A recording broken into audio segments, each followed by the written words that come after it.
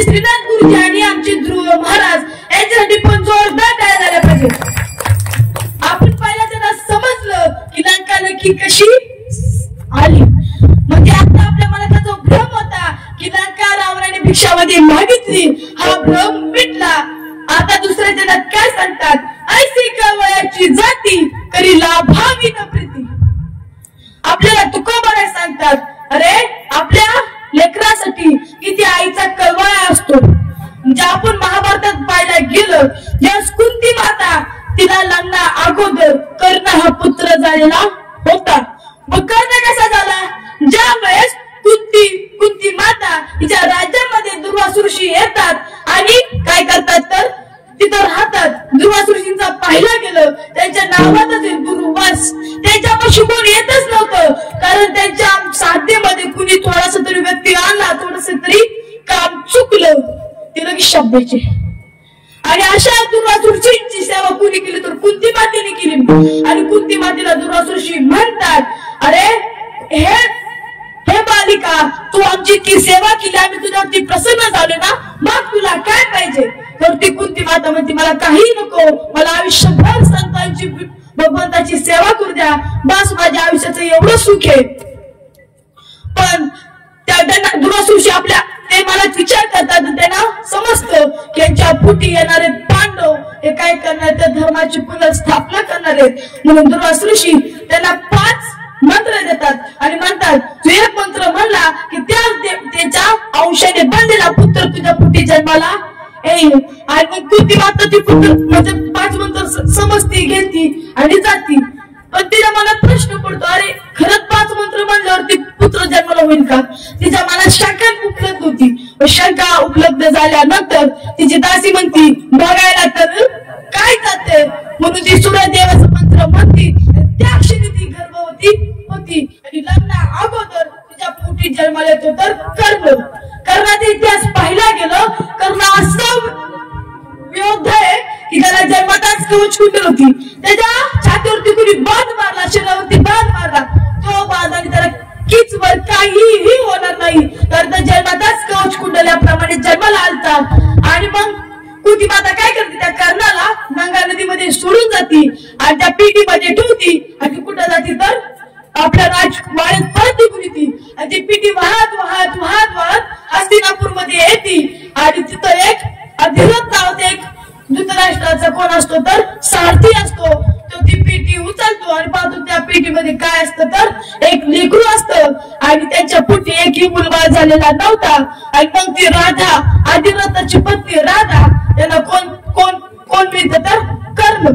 आणि इतक्या म्हणजे सूर्याची किरणाप्रमाणे तेजस्वी मुलगा म्हणून त्याचं नाव ठेवलं जातं कर्ण. मग ज्या वेळेस मुलगा सोडून गेला आणि मग कोण होतं तर कुंती मातेचा विवाह पांडू राजाशी होतो. त्याला 5 पुत्र जन्माला येतात, ते म्हणजे 5 पांडव. आता मला तुम्ही त्यांची नावं सांगा. हे मालिका मात्र 5 पांडवांची नावं कोण सांगेल. तुम्ही मालिकेतलं डोकं काढलं आणि महाभारतात लावलं, नावं तुम्हाला आली असतील. 5 पांडवांची नावं काय. 5 पांडवांची नावं काय. आवाज येतोय. 5 पांडवांची नावं काय. 5 पांडवांची नावं काय. धर्म नपुंसक भीम अर्जुन. आजोबासाठी जोरदार. अशी लोक आहेत म्हणून वारकरी संप्रदाय टिकलेला आहे. 5 पांडवांची नावं भीम अर्जुन नकुल सहदेव युधिष्ठिर. ही आपण आजकालच्या मुलांना माहित नाही. भीम म्हणलं तर की छोटा भीम, कार्टून भीम नव्हे तर महाभारतामध्ये भीम अर्जुन नकुल सहदेव 5 पांडव होते. आणि पांडवांचं आणि कौरवांचं युद्ध झालेलं माहिती कुरुक्षेत्रावरती. त्याच पांडवांचं कौरवांचं युद्ध ठरलेलं होतं. त्यावेळी कुंती माता कुणाजवळ जाती तर त्या कर्णाजवळ जाती आणि म्हणती, अरे तू माझा पुत्र आहे ना, तू एक काम कर, तू काय कर्ण इतका शक्तिशाली होता इतका म्हणजे तो धनुर्शास्त्रामध्ये करतात. त्याचे गुरु कोण तर परशुराम सारखे त्यांचे गुरु होते. आणि अर्जुनाचे गुरु कोण द्रोणाचार्य. आणि द्रोणाचार्यांचे गुरु परशुराम. मग कर्ण इतका महारथी होता. मग कुंती माता त्यांच्यापाशी जाते आणि म्हणते, तुम्हाला एक वचन दे, आई या नातीने तुम्हाला एक वचन दे, तू 5 पांडवांचा अंत करणार नाही. पण कर्ण म्हणतो मी तुमच्या 4 पांडवांना सोडून देणार, पण अर्जुन आणि मी या माझा एकच जिवंत राहणार. तर ते मला सांगा कुंती मातेच्या मनात काय कळवळ होती की माझ्या मुलाने जिवंत राहावं.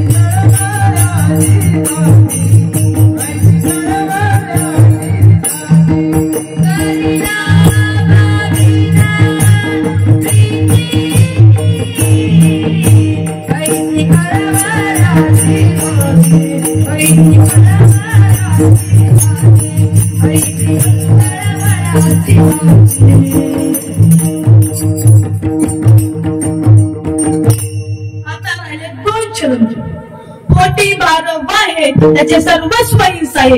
आता विषयाला आई वडिलांचा. पण आजकाल कुणाला आई आपल्या मम्मीला आई म्हणत नाही, वडिलांना पप्पांना वडील म्हणत. शिवाजी महाराजांनी आपल्या आईला जिजाऊ साहेब म्हणलो.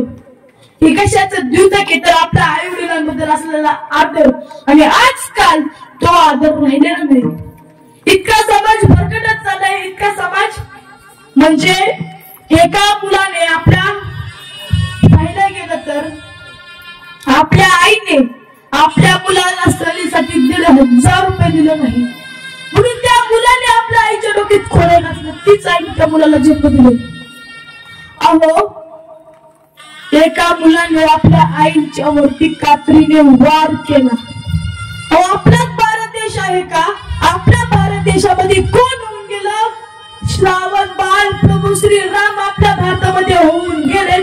त्याच भारतामध्ये सगळ्यात जास्त वृद्धाश्रम आहेत. त्यामुळे लय काही नको तुम्ही करावं. देवाची भक्ती करू नका, वारीला जाऊ नका, पण आपल्या घरातल्या विठ्ठल रुक्मिणीची सेवा करा. देव तुमच्या घरी आल्याशिवाय राहणार नाही. पाहिला गेला आज मी कीर्तन करतोय तर मी माझ्या आईचं कष्ट पाहिले, मी कष्ट पाहिले आणि मला अशी भावना तुली. मला आमच्या घरचा दिवस बदलायचंय, मला मोठं व्हायचंय आणि माझ्या आईला कष्ट करणार ती मला सुधून सावरायचं. मी पाहिले माझी आई भर पावसात राहणं प्राणात औषध मारते. मी पाहिले माझे वडील रात्रीचे सुद्धा काम करतायत, तर मला ती परिस्थिती बदलायची म्हणून आज मी घडलो. मी पाहिले आमच्या घरातली परिस्थिती की आम्हाला शेतात काम करायचं, मम्मी शेतात काम करायची, पप्पा एलआयसीचं काम करायचं. तरी सुद्धा मी शिकलो, मी घडलो, मी वारकरी संप्रदायात गेलो. आज तुम्ही मला महाराज म्हणताय त्याचं खरं कारण म्हणजे माझे आई वडील आहेत. तुम्ही पण तुमच्या आई वडिलांचं मला शेवटच्या श्वासापर्यंत आई वडिलांना जपलं पाहिजे. कारण तीच ऐकलं आता आपण पाऊस आला त्या पावसामध्ये आपण भिजून आपण ह्या साईडला होते त्या साईडला होते, पण त्याच पावसामध्ये आपली आई रानामध्ये कष्ट करत असते. त्याची तरी जाणीव आजकालच्या मुलांनी ठेवली पाहिजे. कारण आईला गेलो तर मुलगा राहिलेला नाही. मुलगा आपल्या बायकोसाठी व्यर्थ गेलाय. बायको बायको बायको तिने आपल्या मातेला कधी हाक मारली नाही. अहो जी माता आपला मुलगा 12 वाजता येतोय तरी सुद्धा त्याच्यासाठी जागीर राहून त्याला जेव्हा थोडं का होईना जेव मग झोप अशी कळवळ देणारी आईच आपण ऐकलं पाहिजे. पण आजकालची आपण आलो की दार उघडायला आपली आई असते, बायको घरात झोपलेली असते, त्या बायकोचं तुम्ही ऐकायला नाही.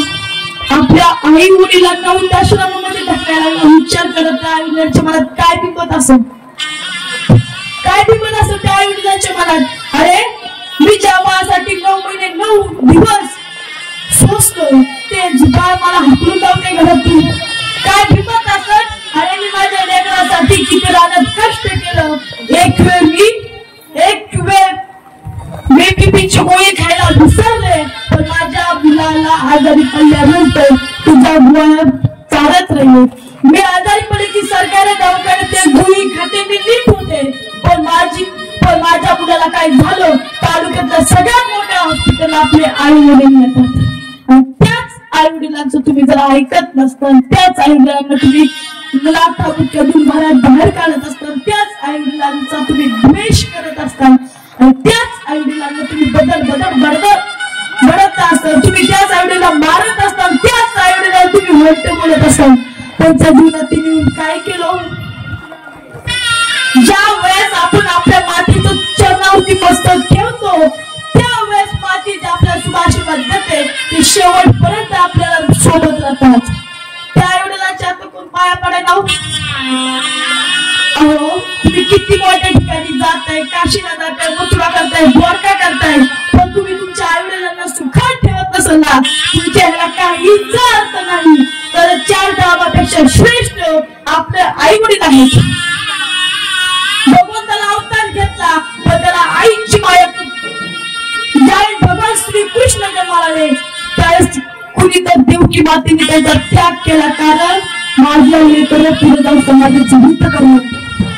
पुढे प्रसंग आठवा, ज्या वेळेस आपल्या प्रभू श्रीरामांना वनवास मिळाला आणि प्रभू श्रीराम आपल्या आईला विचारायला गेले, आणि मी वनवासाला जाऊ का, आणि काय केलं तर कौशल्य माझ्या खूप घाईघाई रडत होत्या.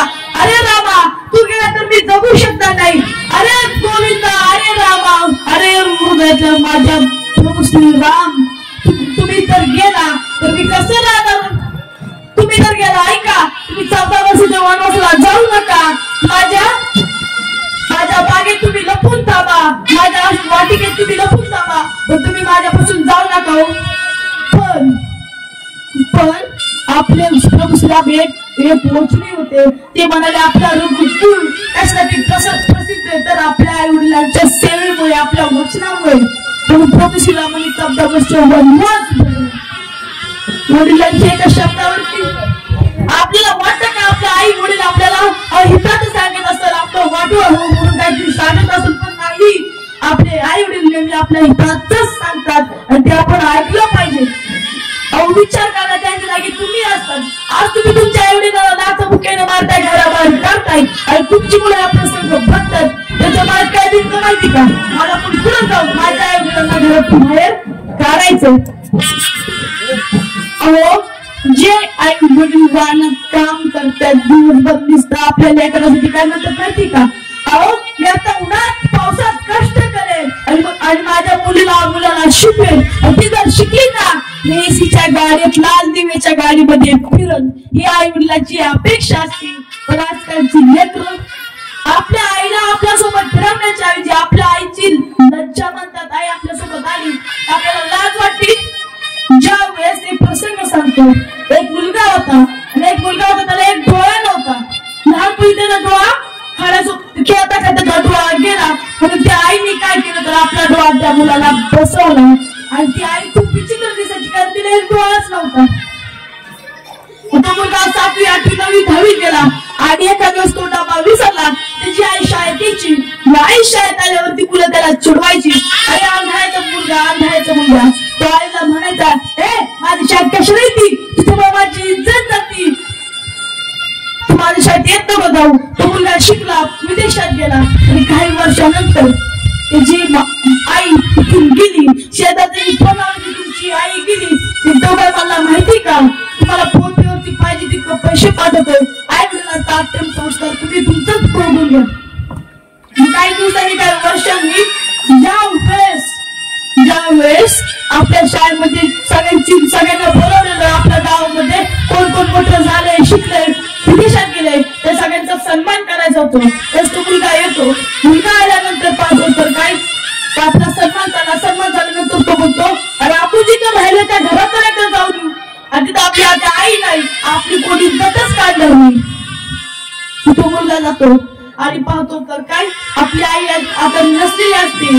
तो घराचं शेताची जातो, चावी घेतो, घर उघडतो, आत जातो आणि शेताची म्हणते की ऐका की तुमची आई मात्र छोट्या शोकपणे सांगून की माझ्या मुलाला कपाटामधली एक पेटी उघडून जाते, चिठ्ठी त्यात काय लिहिलं ती वाचायला लावा.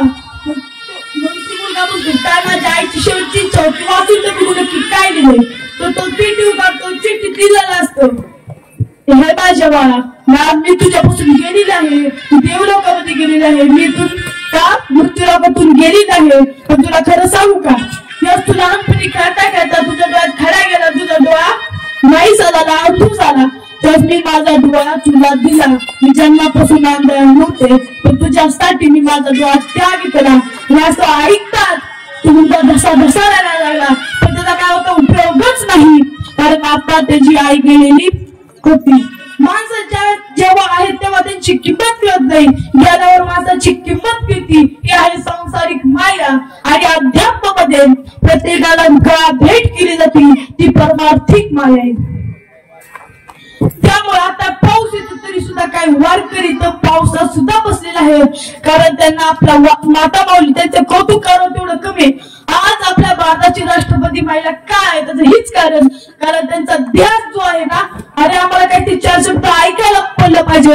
आजकालच्या मुलींचा जो ध्यास आहे ना, आम्हाला शिकायचंय. घरची परिस्थिती मुली मुलांपेक्षा पुढे आहे.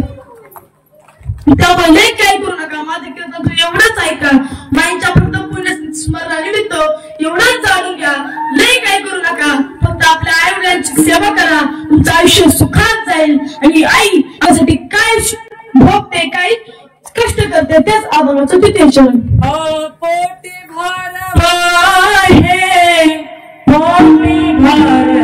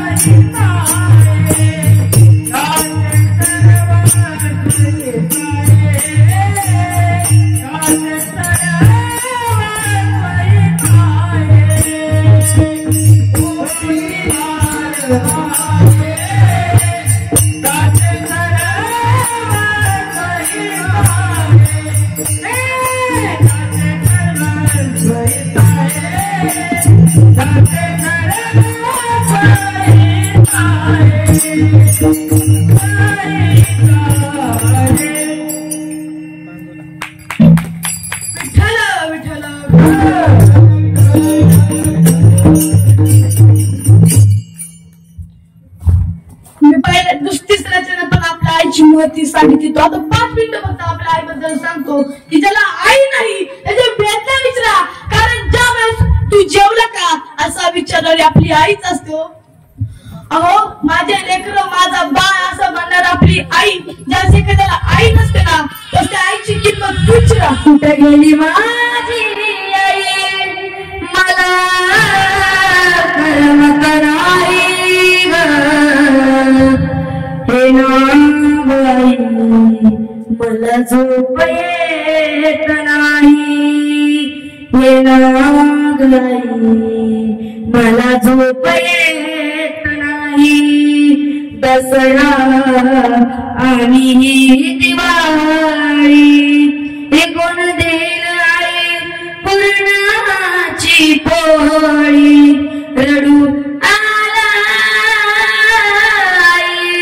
कुठं दिसत नाही हे नाग आई मला झोप येत नाही हे नाग आई मला झोप येत नाही. जग से हारा नहीं मैं खुद से हारा हूँ माई. एक दिन चमकूंगा लेकिन तेरा सितारा हूँ माई. मायरे मायरे तेरे बिन मैं तो अधूरा रहा. जिना जिना चिनारे उड़ा गुलाब मायके चूमरिया ले रावे. जग से हारा नहीं मैं खुद से हारा. एक दिन जमको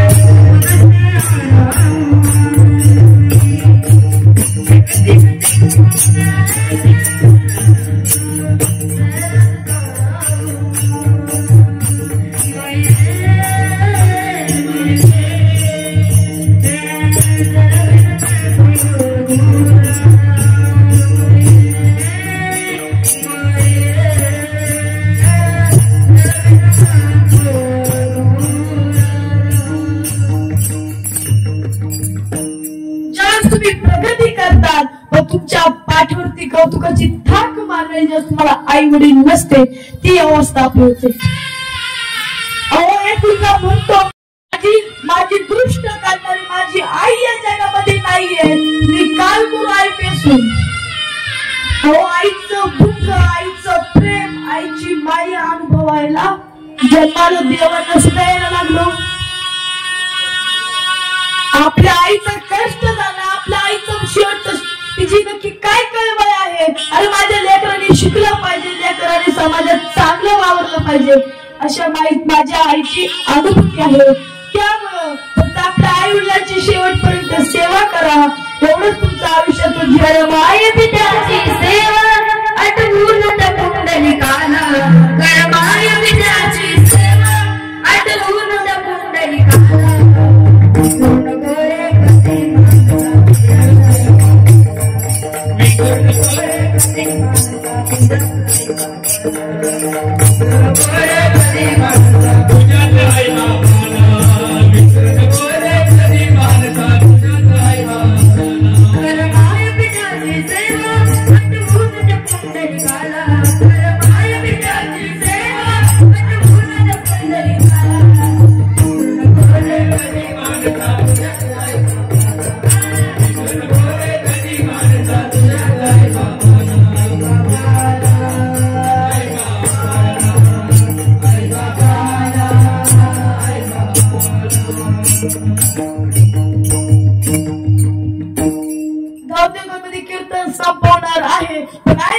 नक्की काय असतं हे तुम्हाला 5 मिनिटात सांगून जातो. आई आई माझी मायेचा सागर दिनातीने जीवना आई वडील माझे थोर काय सांगू ते प्रकार जीवनाच्या वाटेवरती किती असतो त्यांचा आधार. आई माझी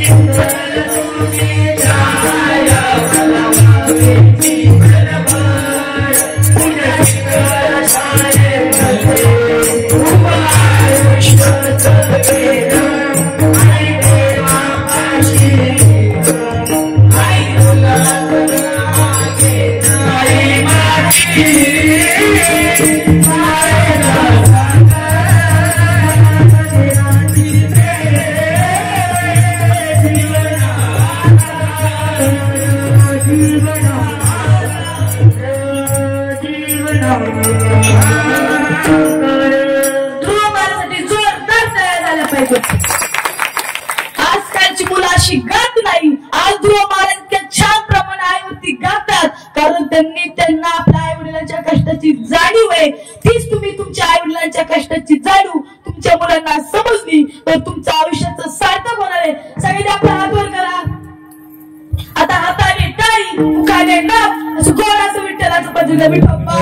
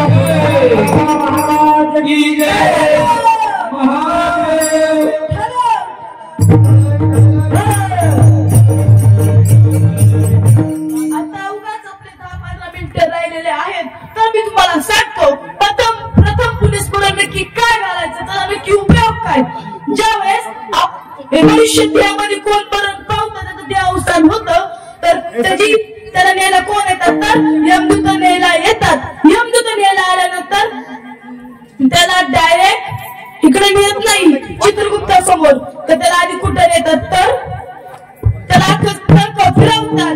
अरे तुझं पुण्य कमी पडलं की तुला आम्ही ह्या नरकात टाकणार, तुझं पुण्य कमी पडलं की तुम्हाला वैतरणा नदीत आम्ही असं फरफटणार. आणि असं मग तो जीव घाबरतो. अरे मी काय पुण्य केलंच नाही, मी कधी वारी केलीच नाही, मी माझ्या आईवडिलांची सेवा केली नाही, पण आमच्या माईंनी एक वेळवर आमच्या माईंनी वारकऱ्यांची जी सेवा केली त्याचं पुण्य म्हणून आज त्याच्या पोटी जन्माला लेकरू कसे तर सात्विक आहे. कुई कन्या पुत्र होते जे सात्विक. आणि मग तो जीवाला कुठे घेऊन जातात तर मग तो शेवटी 354व्या दिवशी जीवाची हजेरी कोणासमोर चित्रगुप्ता समोर असतील. चित्रगुप्ता समोर त्याला विचारलं जातं की अरे ह्याच्या बँकेत किती बॅलन्स आहे, ह्याच्या नावावर किती जमीन, ही विचारत नाही, कारण ही त्यांच्या पुढे कचरा आहे. आपण ज्या पैशासाठी धावतो, ज्या प्रॉफिटसाठी धावतो, आपल्या मेल्यानंतर आपल्यासोबत काय येतो, येते तर तुळशीचं पान. आपल्या आयुष्याचं जन्माचा अर्थ काय आहे, तुम्ही गळ्यात तुळशीची माळ घाला, कारण मेल्या आपल्यासोबत इथं तर तुळशीचं पान, कारण आपल्यासोबत इथं तुळशीचं पान. आणि आपल्यासोबत काय येतं तर लोकांनी दिलेले शुभ आशीर्वाद किंवा लोकांनी ठेवलेली नावं. आणि मग का आपल्यासोबत अजून येतं, आपल्यासोबत येतं आपला स्वभाव. आणि आपल्यासोबत शेवटी काय येतं, आपण केलेली कर्म. चित्रगुप्त विचारला जातो अरे यांनी कित्येक जणांची सेवा केली आणि यांनी कित्येक जणांचा छळ केला, यांनी कित्येक जणांचा बात कोरला, कित्येक जणांच्या घरात भांडणं लावली. पाप आणि पुण्य, ज्यावेळेस तुमचं पाप जास्त होतं तुम्हाला नरकात ढकललं जातं, ज्यावेळेस तुमचं पुण्य जास्त होतं तर तुम्हाला स्वर्गात प्रवृत्ती केली जाते. आणि त्यातल्या त्यात भगवंत म्हणतो या जीवाने थोडंफार कमी पुण्य पडलं मृत्यू नंतर त्याच्या प्रत्यर्थ होत असलेला धार्मिक सोहळा त्याचं सारं पुण्य आपल्या माईंच्या आत्म्याच्या सद्गतीसाठी जाणार आहे. म्हणून प्रथम पुण्य स्मरण करायचं विठ्ठल.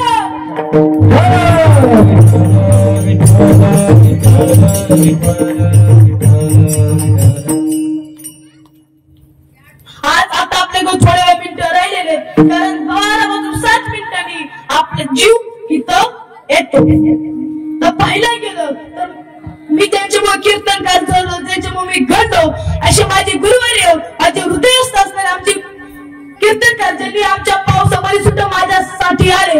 आजकाल पाहिलं गेलं गुरु आपल्या शिष्याचं कौतुक करताना गुरु तिथं नसतो, पण आमची गुरुजी एक वेळ माझं कौतुक नाही झालं तरी चालेल, पण माझ्या शिष्याचा गौरव झाला पाहिजे असे आमचे गुरुवर्य हरिभक्त पारायण स्वप्नीलजी महाराज कहावे यांची मी त्यापासून आभार मानतो.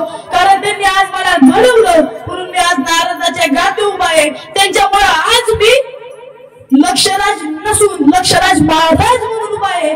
तर त्यांची मी मनापासून आभार मानतो. तसेच माझे आई वडील ज्यांच्यामुळे खरं तर ज्यांनी मला संस्कार दिले, ज्यांनी मला घडवलं, ज्यांनी मला शिकवलं, असे माझे आई वडील, त्यांनी माझ्यासाठी कष्ट केले. त्या कष्टाची जाणीव ठेवून आज मी तुमच्या समोर कीर्तन करीत आहे. तसंच पाहिलं गेलं गायनासाठी आमचे हरिभक्त पारायण पवन महाराज त्यांचे मनापासून आभार मानतो. पण आमचे ध्रुव महाराज असतील त्यांचे मनापासून मानतो. पण आमचे श्रीनाथ गुरुजी असतील तुमचे मनापासून आभार मानतो. आणि तसे मृदुका सम्राट असणारे त्यांनी अख्खा आपल्या इथं माहोल बनवला. म्हणजे भगवान विष्णूंचा सुदर्शन चक्रासारखा त्यांनी भगवान बनवला. असे आमचे सुदर्शन महाराज त्यांच्या मनापासून आभार मानतो. परत ज्यांनी हातात विना घेतला ते तुमच्याच गावचे लेकरू आहे. तुमच्या गावाचा अभिमान स्वाभिमान म्हणजे राज गावाचे हरिभक्त पारायण आमचे श्रेयश महाराज महानवर त्यांच्या मनापासून आभार मानतो. तसेच आपल्या गुरुजीचं व्यक्तिमत्व असणारे आता कीर्तनकार होण्यात किंवा कीर्तनकार बाल कीर्तनकार आमचे हरिप्रसाद महाराज निगडे, सुनील महाराज कावळे, श्री महाराज सोपटे आणि त्यांचं कौतुक करावं तेवढं कमी आहे. कीर्तना ज्यांच्यावर रंगत आली आमचे श्री महाराज तसेच सायराज महाराज जगताप, सुजल महाराज जगताप सर्वांच्या मनापासून आभार मानतो. तसेच आमच्या सोबत ज्यांनी मला भजनात बसवलं, भजनात टाळ वाजवून शिकवला ते आमचे रवी बापू म्हणजे आमचे बापू त्यांच्या मनापासून आभार मानतो. इथं जमलेला सारा माझा समाज सगळ्यांची नावं घेणं माझ्या हातात नाही. परत साऊंड सिस्टीमचं कौतुक करायचं तेवढं कमी. कारण खरं कीर्तनात रंगत आली म्हणजे साऊंड सिस्टीम साऊंड सिस्टीम साठी जोरदार करायला आलं पाहिजे.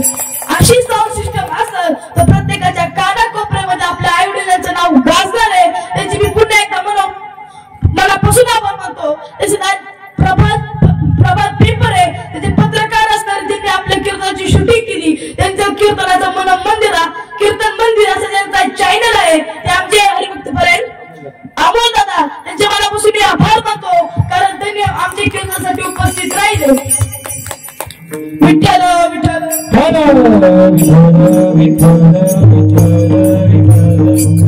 आणि नंतर शेवटी म्हणजे कोण तर मी माझ्या आयुष्यातील शिकण्याचं पहिलं प्रवचन ज्यांच्या निमित्त केलं ते आमच्या पप्पांच्या आत्या म्हणजे आमच्या कोण तर पार्वतीबाई. मी त्यांना लाडणी माई म्हणायचो. आमच्या माई त्यांनी मला आठवते ज्यावेळेस मी बारीक होतो त्यावेळेस ती कधी येतानी मोकळ्या हाताने कधीच आली नाहीत. या तिने मला बिस्किट काही ना ते आणायचे. अशा आमच्या माई असतील तर त्यांच्या पोटीचे कुळचे सात्विक जन्माला आले. खरं तर तुम्हाला सांगू का तुम्ही मेल्यानंतर तुम्ही तुमच्या मुलांच्या कर्तृत्वावरती जिवंत राहता. आपली माई आज देवावसन झालेले 1 वर्ष आहे पण आज नाव काय निघते त्यांच्या मुलाच्या कर्तृत्वानंतर विचारलं जातं हा कुणाचा पती असं नाही विचारलं जातं. हा कुणाचा मुलगा आहे असं विचारलं जातं. आणि पार्वतीताईंनी खूप खडतर परिस्थितीत आपल्या मुलांना शिकवलं. असे आमचे अण्णा मामा असतील सुनील मामा आणि नवनाथ मामा त्यांचे मी मनापासून आभार मानतो. कारण त्यांनी माझ्यावरती विश्वास दाखवला आणि मला कीर्तन करण्याची संधी दिली. त्यानंतर त्यांची पुतणी असलेले आमचे भरत मामा त्यांचं सांगायची गरज नाही कारण त्यांचं आमच्यावरती जीवापाड प्रेम आहे. आमचे भरत मामा, आमचे अमोल मामा आणि आमचे संदीप मामा आणि त्यांना मुली सुद्धा आहेत. ते मुलगी म्हणजे भारतीताई, हेमाताई आणि अलकाताई. हा त्यांचा मोठासा समाज आहे. परत आमच्या गावातून आले सारे बंधू असतील आमचे वैशालीताई, परत संगीताची सारा समाज इथे जमलेला मोठी आजी सर्वांच्या मनापासून आभार मानतो. चुकून कुणाचं नाव राहिलं असं माफ करा. मी अजून बारीकच आहे तुमचा मुलगा म्हणून मला माफ करा. पण त्यांच्या मनापासून आभार मानतो कारण ज्यांनी मनापासून कीर्तन ऐकलं त्यांचे मनापासून आभार मानतो. पण आमचे दैवडी गावचे ढमढेल पाहून सर्वांच्या मनापासून आभारतो आणि कीर्तनाला पूर्ण विराम देतो. ज्ञानेश्वर